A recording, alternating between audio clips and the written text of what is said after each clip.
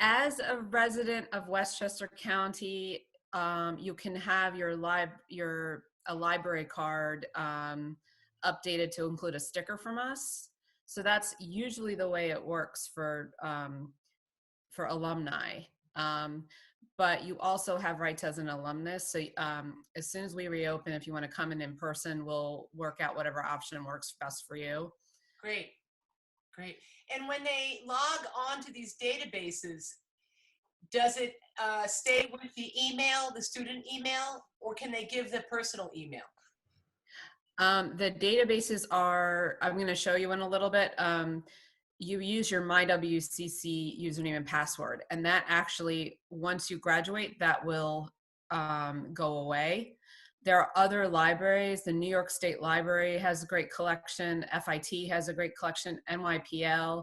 I would recommend definitely, even as a resident of Westchester, you can also get an NYPL card, whether you work or live in New York, and they have probably more resources than our small college library has, especially for the arts.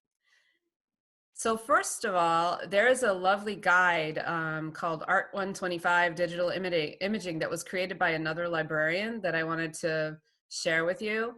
I don't have time today to go through everything that's in this guide, but I really recommend taking a look at it. It's chock full of information for working artists.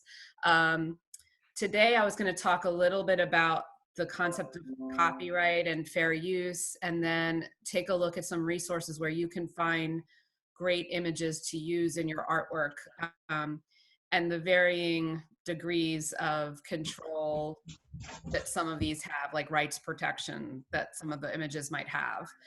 And really it takes you through, I mean, we could probably have 2 sessions covering the content of this guide, but it takes you through everything you want to know about copyright, getting permission to reuse images, applying to have copyright, understanding how your original artwork can be copyrighted, and then I guess some of these resources where you can find rights-free images for use in your artwork. And then the librarian who created this also has some tabs here on if you're building websites or digital art, keeping in mind accessibility rules. So the American Disabilities Act, making sure you're in compliance. And that has a lot to do with building metadata onto your images as you load them. And there's also some tips here for designing websites accessibly for persons with disabilities. Right. Okay, so I thought I'd just start with a tab on copyright. I don't know how much this class has talked about the definitions and some of the terms you hear thrown around. But copyright protects original creative expression once it's been fixed. So the year that something was created is very important for copyright and understanding copyright. And that could apply to sound recordings, printed images, artworks, books, writings, anything you can think of that's a creative work. The general rule, there are exceptions, but the general rule is that copyright items become in the public domain, meaning they can be used freely after 70 years after the death of the creator. And that's except in cases where maybe the creator's family took over the rights, or a museum might own an image. So those more fine art works that maybe are elite works that are owned by images or galleries, they're not going to follow that 70-year rule. But I looked up some works that became in the public, that entered the public domain. We talk about public domain, that refers to the creative works that are no longer governed by copyright, and you can use them, reuse them, mix them, mash them up, what you will. So some items that came into the public domain in 2020 are the Agatha Christie novels, which I think were illustrated, poems by Pablo Neruda, Buster Keaton films, you know, the old silent films with the comic films, and the Happy Birthday song and Rockabye Baby. So Right. if you're doing art where you want to refer back to some classic age, there's a lot more available to you if you can determine that it's older than 70 years of the author. Is Jessica, is there a site that tells you the most recently released public domains? Yes, in fact, I Googled copyright fair use 2020, and there's a bunch of articles that track this. Okay. And we, in the library, we actually did an exhibit on this in the fall. We posted images of books that were now in the public domain. So it's something that you can follow. Great. Yeah. So anything Wait, else I want to I say? have a quick question about like copyright and fair use. Sure. So I know like a lot of times like websites can like copyright strike on behalf of like the creator. Like a lot of times like people will make like fan art or like some sort of like art for like a thing. Like people make drawings for Harry Potter and it's like not commissioned or like authorized by Rowling herself. But like where does it fall? Like I know a lot of times like people can post it on social media, but like certain social media sites will copyright strike it. So like what falls under fair use and what falls under like copyright striking? That I'm going to defer to maybe doing some research on the actual work itself that you want to use. I know things like Disney, Harry Potter are going to have very strict rules. And a lot of this also is up to the interpretation. People can be sued. In fact, this column here is a bunch of links to cases where, for instance, something that was similar, a Pokemon fan site was sued for publishing pictures of Pokemon. So you don't want to end up having to get an attorney and defending yourself. So doing your research and trying to determine if something's in the public domain, who owns the copyright, and then doing your due diligence and getting permission is going to be very important. And I second that emotion. And it's really the fan art. The reason why a lot of it gets away is that most of the fan art that it's about has not been catching up. But when they do, they really are. The important thing is to exercise, like Jessica said, your intention of trying to seek the copyright permission. And that's important to look out where the licensing is. And that's another aspect about licensing. Disney will absolutely sue you. But these other not so famous artworks, they don't have the traffic to catch everyone. And it's also somewhat promotional. So it's a fine line, but like Jessica says, it's better to do the research and request who owns the estate and create the communications that you're making an effort. That might not be a very positive answer, but that's that's reality. I mean, so I'm scanning through some of these headlines. It says, I found it on Twitter is not a copyright defense. All these creators of memes are really at risk. And I'm sure a great proportion of memes are violating copyright law. And then there's an article here about the generational divide and copyright mentality. So I think with all the new versions of media that we have to be cognizant of this until the laws get opened up a little bit more. Right. I was going to move on to the sequence here. It's shifting a little bit. It's about protecting your own work. And in terms of copyright, a lot of people, well, first of all, copyright refers to creative works. So if you invented something, a product or a piece to a telephone or something like that, that would be patent law. Copyright is creative work. And as a creator, you automatically have copyright over your creations. The point where, and this is according to Paul Overhauser, the point where copyright it might become in your benefit to investigate getting copyright over your works, is that it protects you. It's easier to defend yourself if someone were to steal your works. So that is pretty much a choice up to you.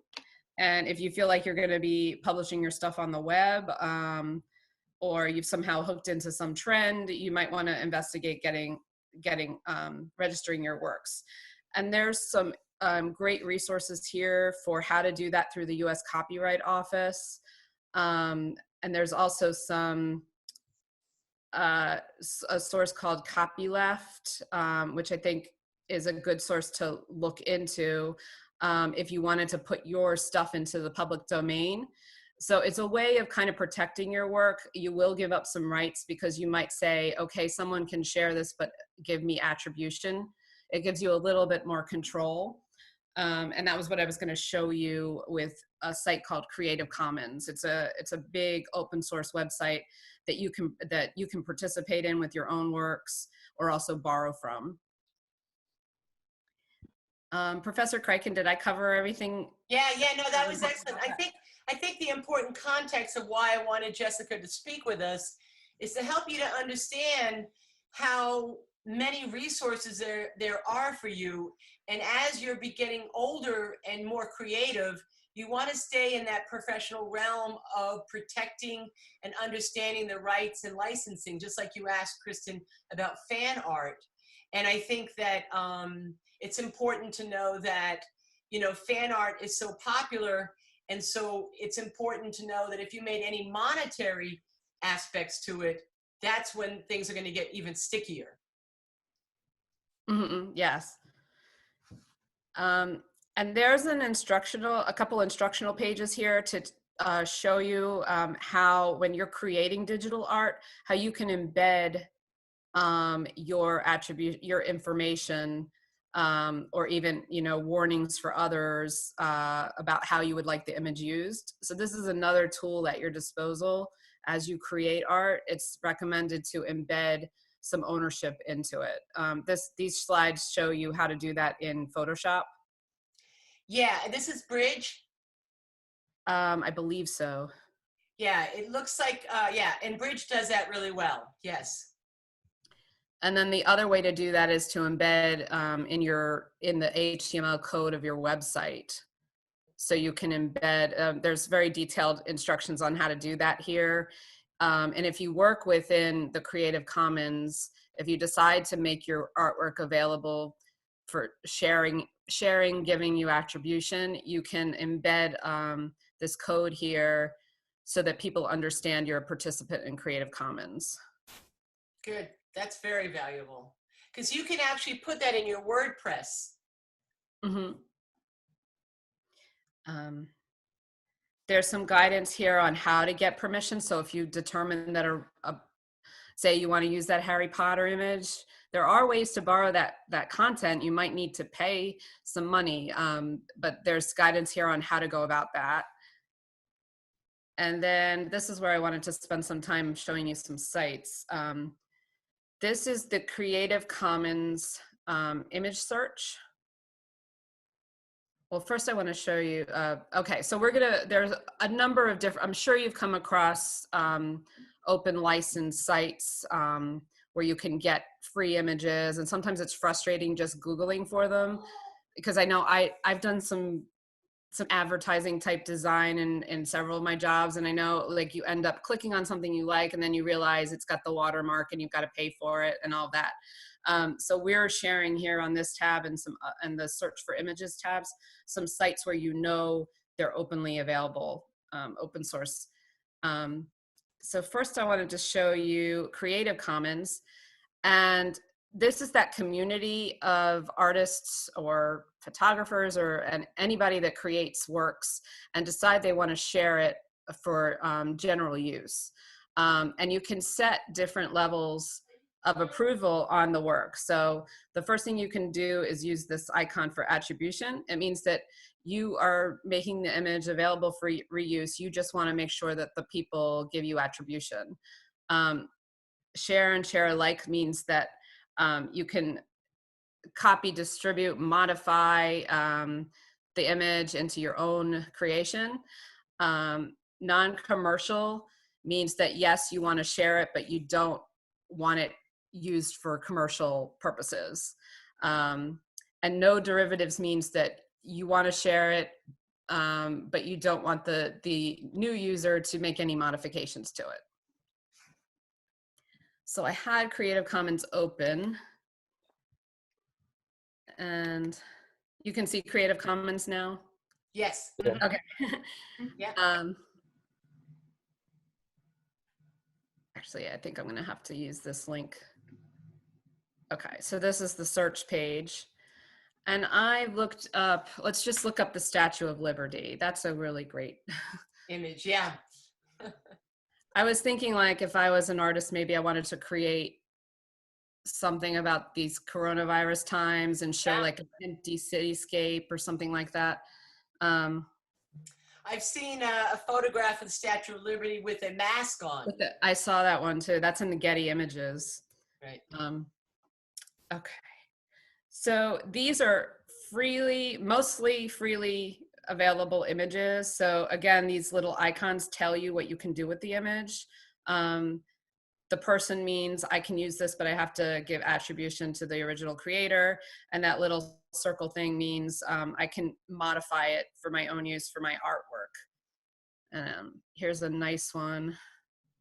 So this one, attribution, I would have to give credit to Bellboy. And usually you can just copy this and put that in your caption or, you know, small lettering somewhere on the page, and it gives you the HTML also to just embed the caption. It also looks like for this one, I can't use it for commercial purposes, but I can modify it into other creative work, which seems to contradict because what if you then wanted to sell the work? Yeah. Because, you know, that controversy case with Shepard on the Obama image, Shepard Fahey, I think. Oh, yeah. Right. Where the Obama portrait, he used, I don't know if you know about that, the painting that he did for Hope on Obama. Yeah. It went, he didn't give, he got it, he made a painting from a photograph that was by the Associated Press. Oh, so he got sued. Yes. And if he had been truthful and said, oh yeah, I used his photograph, then they just would have negotiated a financial contract. But he unfortunately lied, and then that's where he got into trouble. Oh, that's too bad. Yeah. So you're going to lose out a lot more if you end up losing the court case. Yeah. So I just wanted to share, once you do conduct the search and say you want to use it for commercial purposes, I could filter my results over here using the tabs. So they've got modify or adapt or use for commercial purposes. And then there's another indicator, which I think is newer, and it's CC0. That means no reservations, no reserved copyright. They waive all rights. So that would mean you could use it for commercial purposes, you could modify and adapt it, and you don't have to give attribution. So that's the highest category. But I thought this was also interesting. These are all the participants. Wow, right. So there's some stuff from the Cleveland Museum of Art. There are some pretty good collections in here. Yeah. So it pulls from their database. Yeah, they've decided, the artist has decided they want to participate in Creative Commons, so then it would automatically be tagged and cataloged in this interface. Also for artists, aspect ratio. So say you were doing collage and you wanted a wide image or a tall image. I thought that was pretty helpful as well. Yeah. And image size. So that's Creative Commons. So you can both use this as artists, and you can consider whether you want to share your artwork in here with others. And then there's some other sources for images. On this page, I would really bookmark this page. There's so much to look at. These are image search engines. So the one we just looked at, Creative Commons, that's an image search engine. There's also a way to use Google Images this way by going to the advanced image search. So again, I'm going to search for Statue of Liberty, and all the way down here we have usage rights. So we could do free to share and modify, free to use even commercially. They don't use the exact wording as Creative Commons. So that's very interesting. So, you know, I always think, like, I see images in Google because I have them on my blog. I've never identified them as copyright or, you know, any Creative Commons attributes. So these are pictures that people have actually made a comment of what the attribute is. In the metadata of the image? In the metadata of the image. I believe so, yeah.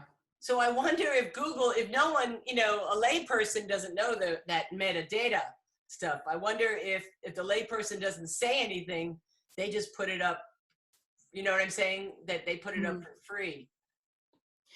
They would have to register it with Creative Commons. Right. So that's a great source find there on the Google one. Yeah, I think it's great. And then some of these other ones, Pexels and Pixabay, these are new, but they're just, this is just a third-party website that's giving you Creative Commons and stock photography and that kind of thing. So if you're doing something more contemporary, I think stock photography helps you. And then Getty Images, which I actually asked my colleague if she minded me putting in this in here, because Getty is notorious for having very strict rights. I mean, these are professional AP photographers and artists who contribute to them, but they have, in response to so many people stealing their images, they've come up with this interface called Embed, and they will let you use these images for nonprofit, social media, or personal purposes. And when I looked up, I'm just thinking, because coronavirus is so new, and maybe if you were doing some art about that or some kind of social media about that, this is where you can get royalty-free images that are very new. Wow, that's amazing.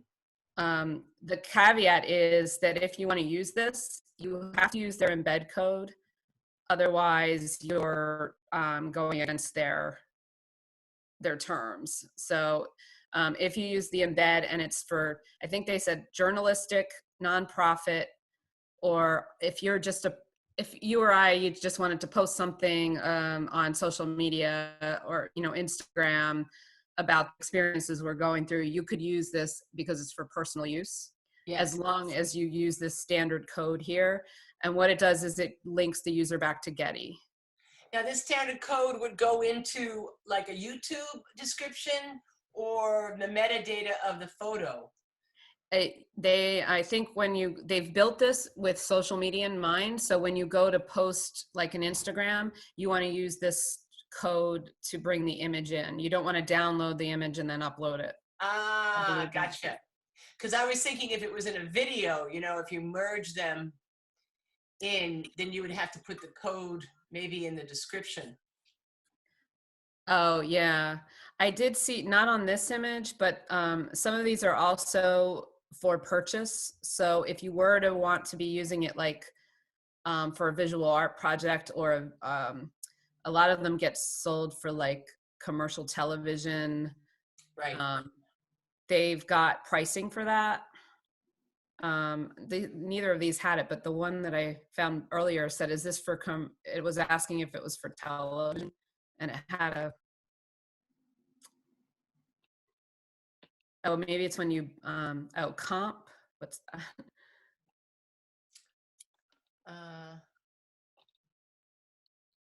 Oh, this is if you're say you were designing a website for a client, you could use these images as space holders as you're designing. I see, right. And then if the client wants it, then the client pays for it. Yeah. Right. So as far as like, if you were working in commercial web design, these prices aren't that bad for a commercial project. Right. No, it keeps photographers employed. Yeah. Really. You know, it's interesting there's not a site like this for illustrators. You know, everything is photography. Yeah, I think Getty was founded as a photographer for the AP photographers to show. Right. For illustration, and again, over here on the right are freely accessible collections, and a lot of these are governmental, library, museum, those types of collections, and a lot of them are either in the public domain or freely available. So if you're keeping in mind that project of maybe I want to do an artwork on New York and the coronavirus, I was looking through here on what they had on New York. And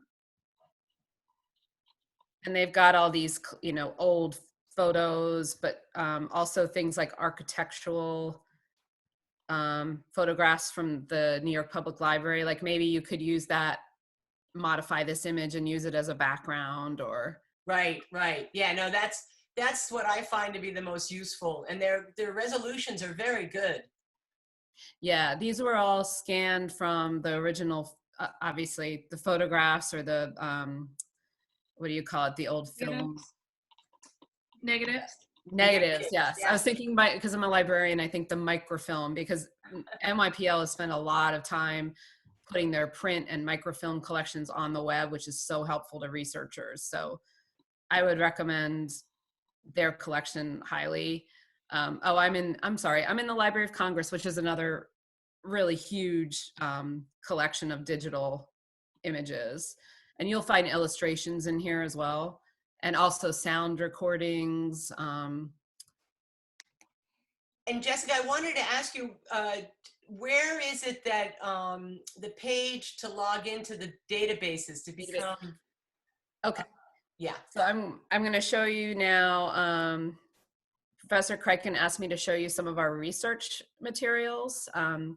If you go to the library homepage, right now we have this big red, and go to the database collections. I'm going to show you a recommended database for art studies.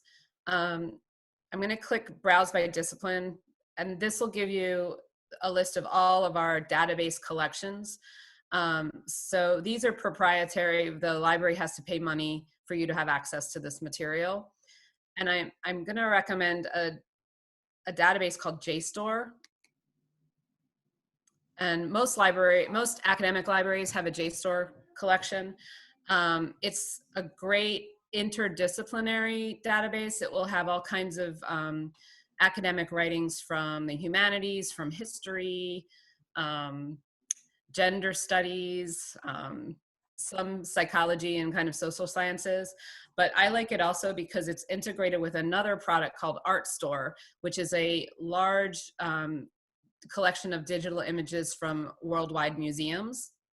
So if you wanted to research, say for inspiration, an artist that you really like, you'll get both that artist's images as well as articles about them. And I used Jean-Michel Basquiat as an example. I was thinking New York. So I love how I've got 909 results on him, and I love how they give you his artworks because they've got museum collections in here. These are digital works of art that probably most of anything that's owned by participating museums and galleries. So his major works are going to be here. And it's great because it gives you an idea. Not all of these are by Basquiat. Some of them are like in honor of him. Let's see. It tells you like where this artwork is located. So this looks like it's somewhere in Amsterdam. It tells you what it is, the date, and then also the rights. Who owns the rights to this? This one is just a generic, they don't really know, but some of them will tell you like whether the family owns the rights or a particular art collector or a museum. If you were to want to use a print or reproduce this, you'd know then where to go. This one's owned by the Artist Rights Society in Paris. This is great because it's very hard to find his work. And this is a great resource to see his body of work. Yeah, definitely. And it's got really high resolution images. If I were to download this, I could zoom in and look at the brush strokes, and it's a really great tool. So then if I go back to the search results page, I've got a number of articles here. These are academic scholarly articles, and they're written mostly by art historians or cultural critics. This one's about his prints specifically. So these are publications that are really hard to find on the web. Usually you have to be a subscriber or go to a library to look at them. And that's available to you from the library as long as you're a student here as well.